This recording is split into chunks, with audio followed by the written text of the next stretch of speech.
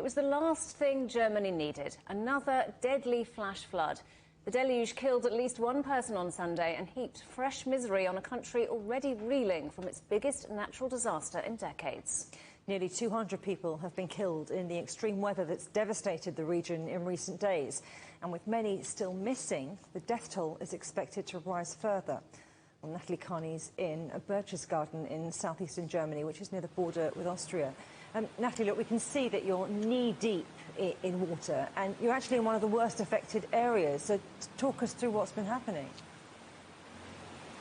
Yes, well, it certainly was over the weekend, that's for sure. I mean, I must admit, this is probably the highest levels that we've seen the river today. They were a lot higher over the weekend following torrential rainstorms that sort of swept through this area, leaving a lot of people uncertain about the state of their property. We met a couple of families who had their cellars, their basements completely washed away. One house is on the tip of a cliff and deemed completely unlivable. So the residents of that house have had to move away.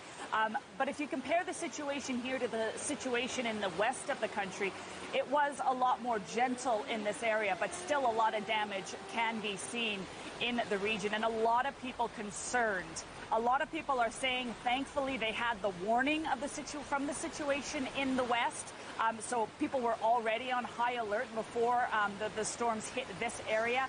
But again, there is a lot of devastation in this area. And what's more concerning here is that we're right on the foothills of the Alps. So mudslides are something that the rescue services and the emergency services are looking very closely at and monitoring severely. While the weather is getting a little better, there is still quite a high risk of mudslides coming through this town.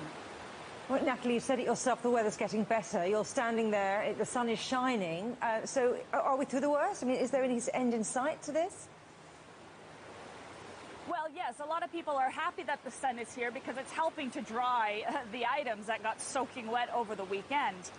But again, these natural disasters come at such a quick rate that a lot of people are waiting for the next possible occurrence. One of the criticisms is that the people weren't given enough warning or enough urgent warning about the situation, leaving them sort of in the cold and not knowing that the situation was going to turn out as bad as it was. So while the sun is shining today, meteorologists are still keeping their eyes on the situation, closely looking at the weather ahead. And again, mudslides is a very serious concern in this area.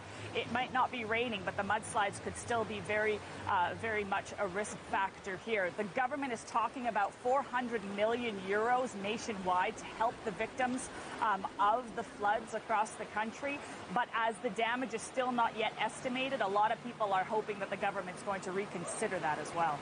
You mentioned 400 million euros. I know that Angela Merkel, the Chancellor, went and surveyed some of the damage and spoke of how shocked she was at the scale of it. Well, what's immediately being done, before that cash gets released?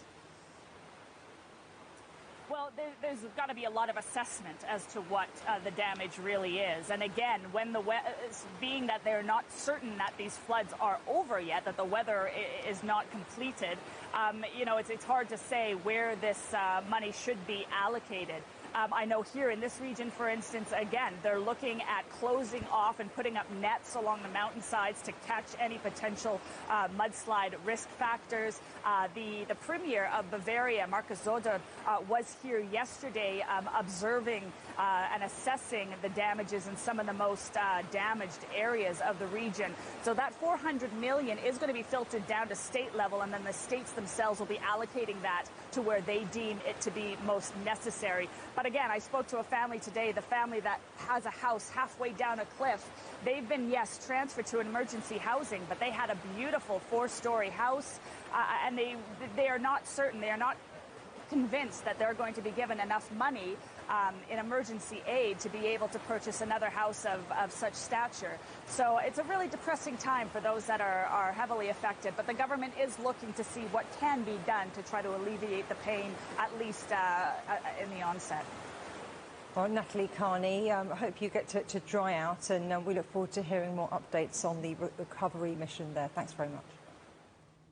Well, earlier I spoke to Hayley Fowler, Professor of Climate Change at Newcastle University. I asked her if the kind of weather we're seeing in Northern Europe is the new norm. We've been doing a lot of work on this over the last decades, and yes, I think it is a taste of things to come, unfortunately.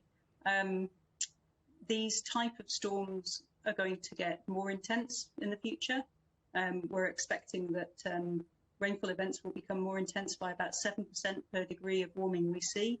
And there's also evidence to suggest that these storms will become more slow-moving as well, a bit like the storm we've seen in Germany. So we've seen extreme flooding in Europe, extreme heat in the United States and Canada.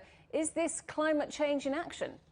It certainly bears the signals of climate change. The World Weather Attribution Team was able to attribute the heat wave in Canada to climate change. The temperature record was broken by something like 5 degrees. I mean, that's pretty serious record breaking going on, and you can see extreme events happening all over the world.